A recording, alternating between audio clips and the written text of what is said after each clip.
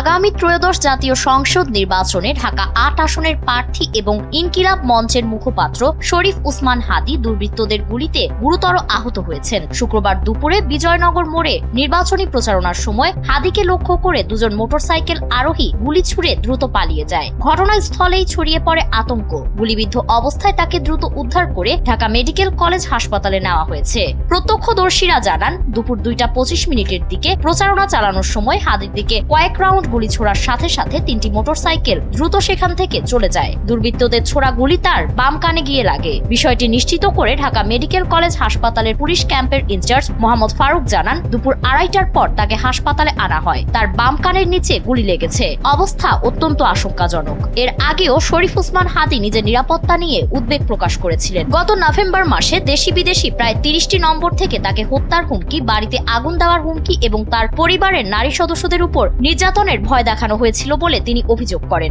14 November নিজের Facebook পোস্টে লিখেছিলেন, গত 3 ঘন্টায় অন্তত 30টি বিদেশি নম্বর থেকে কল ও বার্তা এসেছে। এর মধ্যেই নির্বাচনী তফসিল ঘোষণার মাত্র একদিন পর এমন হামলার ঘটনায় রাজনৈতিক অঙ্গনে উত্তেজনা ছড়িয়ে পড়েছে।